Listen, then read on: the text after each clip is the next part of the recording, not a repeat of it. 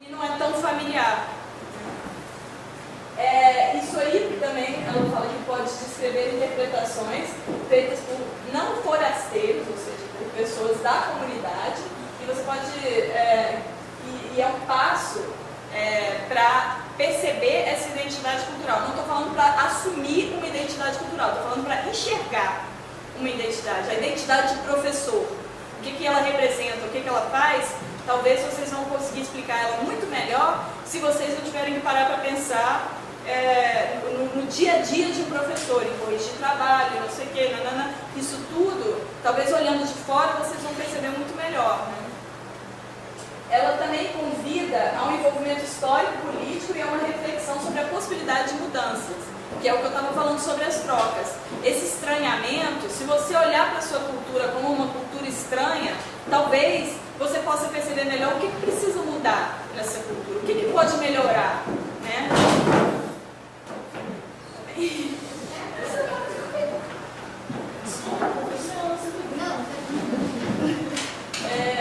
Isso também possibilita identificar as autorias de diferentes grupos culturais e o sistema de valores que eles sustentam, né? É o que eu estava falando sobre por exemplo, tem muita coisa que a gente já não enxerga que vem da Europa, né? Tem muita coisa que, e talvez esse distanciamento, esse parar para pensar, por que é assim?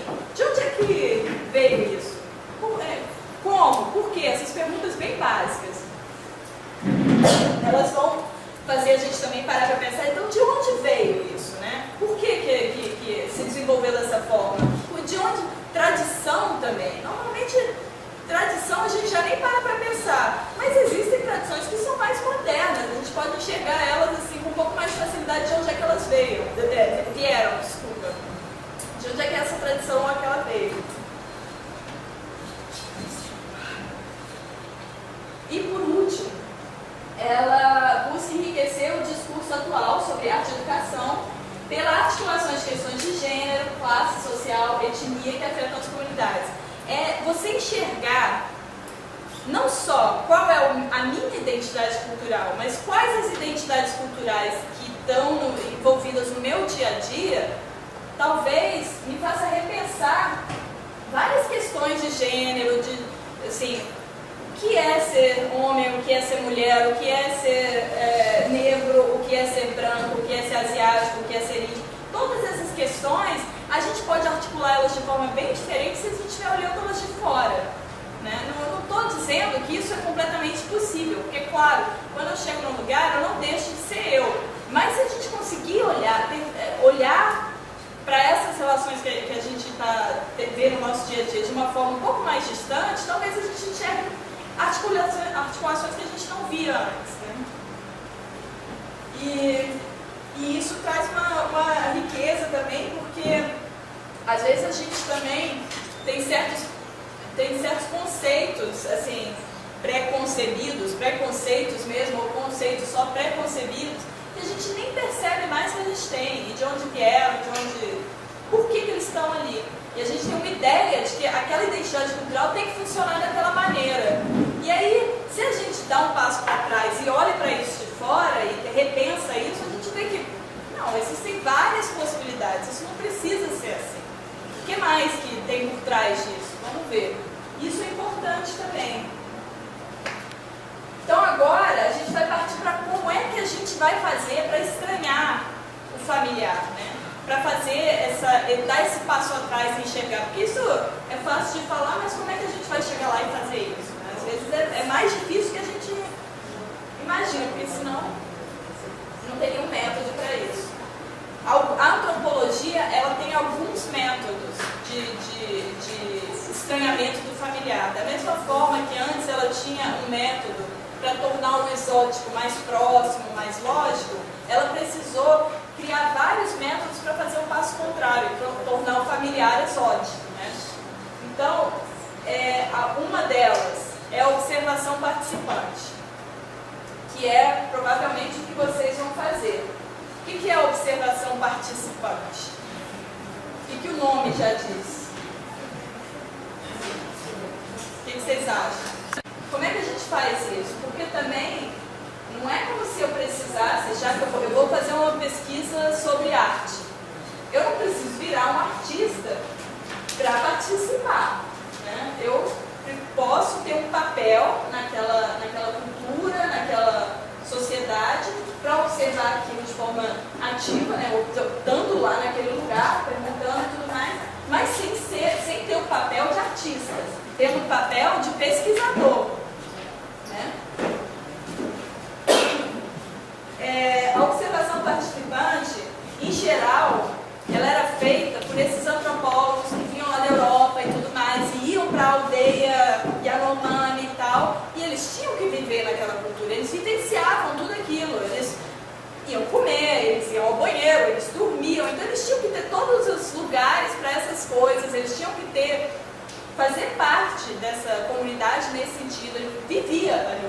Então ele participava de alguma forma daquela sociedade, mesmo que no início fosse como o que está à margem, mas ele existe, ele não deixa, ele é observado, ele é visto, né? Ele tem um papel ali, entendeu? Mas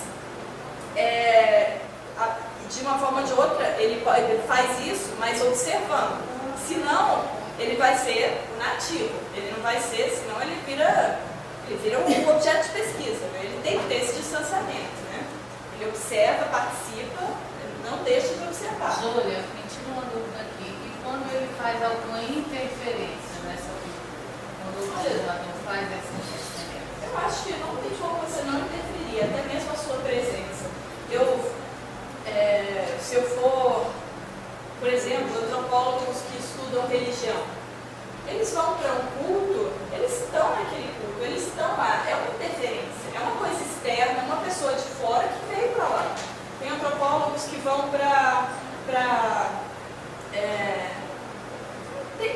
até o catolicismo, eu fui para Juazeiro do Norte, eu fui para Romaria. É claro que eu não sou católica, eu cheguei lá e eu tinha um papel lá, eu me interferi naquilo de alguma forma, eu subi no altar, eu tirei foto com a permissão do padre, eu conversei com o padre, é óbvio que eu interfiro, mas eu acho que essa questão da interferência ela é perigosa e ele envolve uma questão de ética que é muito maior do que a gente pode pensar aqui, mas é claro que eu acredito que tem que medir até que ponto. Eu não posso chegar e falar, olha, isso que vocês estão fazendo aqui está errado, porque eu não sou católica e vocês estão fazendo isso tudo errado. Não é assim, esse Deus aí não existe não, vamos conversar.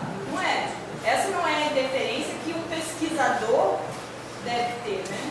Eu acho que essa postura de respeito à cultura local, de querer aprender com aquela cultura, nessa troca, de não ser o etnocêntrico e chegar lá achando que pode, olha, vamos lá, as coisas têm que ser assim, vocês estão fazendo assim, já percebi, observei, mas vamos mudar. Não é assim, né? Tem que ter uma medida. Isso é uma questão para teses e teses de doutorado, assim, super importante.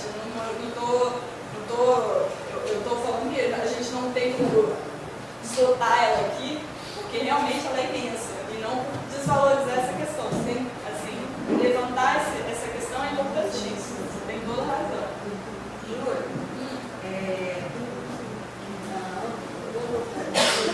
Bom, eu não estou ouvindo. o pesquisador ou observador, ele tem que manter essa postura ética, né? Para não interferir. Mas a gente vê que ocorre muito, né? Principalmente ocorreu no nosso filho, enfim, essa interferência que ela falou, mas não é uma interferência do observador, né?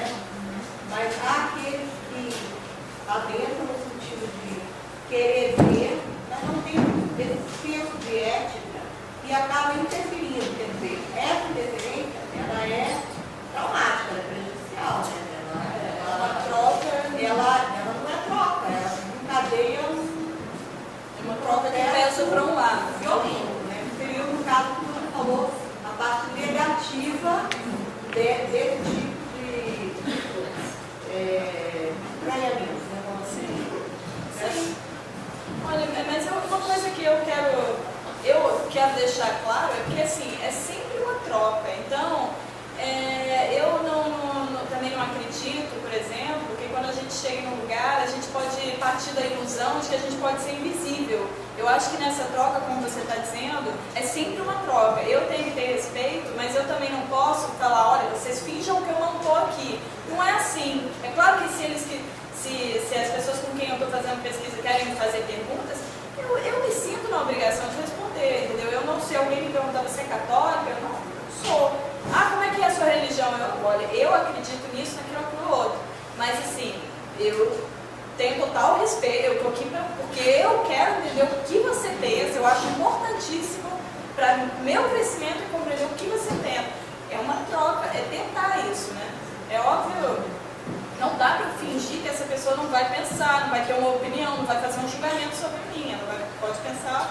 Eu não tenho essa pretensão de achar que eu vou poder dizer para ela que o que é certo e o que é errado, nem mesmo sobre mim. Ela vai fazer a ideia própria dela, né? Isso é uma coisa, essa linha é tênue, né? A gente tem sempre que tomar muito cuidado, assim, até vocês como pesquisadores, professores. Vão numa sala de aula de outro professor, outro profissional da mesma área de vocês, fazer uma pesquisa, é óbvio que pode haver troca, é positivo haver uma troca, e vocês estão indo para lá para aprender com essas pessoas, né?